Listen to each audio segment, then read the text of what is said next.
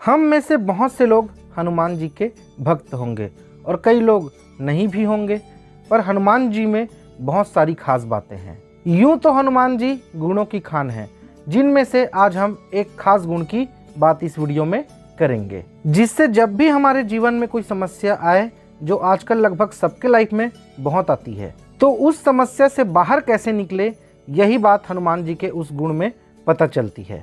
तो चलिए इस वीडियो में हम हनुमान जी के उस एक खास गुण को जानने का प्रयास करते हैं। साथियों, ये तो सर्वविदित है कि भगवान श्री राम का यदि इस दुनिया में कोई सबसे बड़ा भक्त है तो वो हनुमान जी हैं।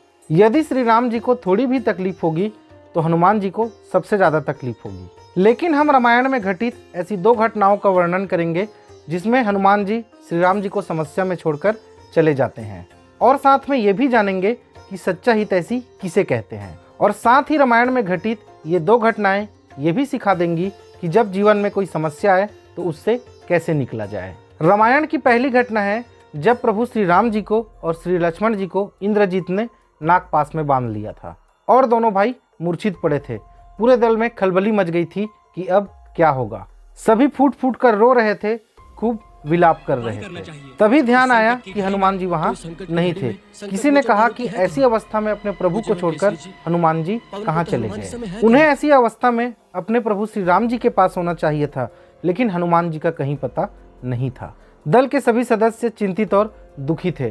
तभी थोड़ी देर बाद हनुमान जी गरुड़ जी को लेकर वहां आते हैं और नागपास से प्रभु श्री राम और श्री लक्ष्मण जी को छुड़वाते हैं। रामायण की दूसरी घटना है जब श्री लक्ष्मण जी को शक्ति बाण लगता है, जिससे उनकी मृत्यु लगभग तय थी। दल में घोर निराशा और चिंता छा जाती है। लक्ष्मण को ऐसी अवस्था में देखकर प्रभु श्री राम भी बेसुध हो जाते हैं और विलाप करने लगते हैं। तभी हनुमान जी लंका से वैद्य सुसेन को ले आते हैं, जो संजीवनी बूटी का पता बताते हैं। हनुमान जी पूरी की पूरी द्रोणागिरी पर्वत ही उठा लाते हैं, जिसमें संजीवनी बूटी होती है, और समय रहते लक्ष्मण जी की जान बचाई जाती है। साथियों, इन दोनों घटनाओं में एक समानता ये है कि हनुमान जी के जब सबसे प्रिय पर कोई संकट आया तो उन्होंने विलाप नहीं किया, औरों की तरह रोना धोना नहीं किया, बल्कि बिना एक पल गंवाए समस्या के समाधान ढूंढने में लग गए। जहां सभी समस्या आने पर बिलक बिलक कर रो रहे थे, समस्या को लेकर बैठे थे, उसी समय वीर हनुमान समस्या का समाधान लेकर आ गए। हनुमान जी संकट के समय धैर्य रखकर उस समस्या को सुलझाते थे और संकट को हर लेते थे, इसलिए उन्हें संकट मोचन वीर हनुमान कहते हैं। हम सभी को हनुमान जी का ये गुण सीखना चाहिए, क्योंकि हमारे भी जीवन में जब समस्या आती है तो अनजाने में ही सही, लेकिन हम उस समस्याओं को लेकर बैठ जाते हैं और हम उस समस्या के बारे में ही सोचते रहते हैं कि अब क्या होगा।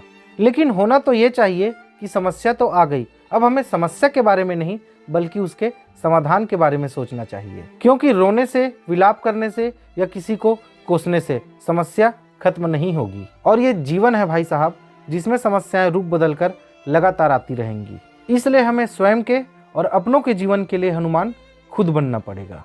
तो आज से हनुमान जी के इस खास गुण को अपने जीवन में अपनाइए और अपने और अपनों के जीवन की समस्याओं को सुलझाते रहिए और जीवन में आगे बढ़ते रहिए। तो साथियों, वीडियो अच्छा लगा हो तो वीडियो को लाइक करें, कमेंट करें, दोस्तों और रिश्तेदारों में शेयर भी कर दें।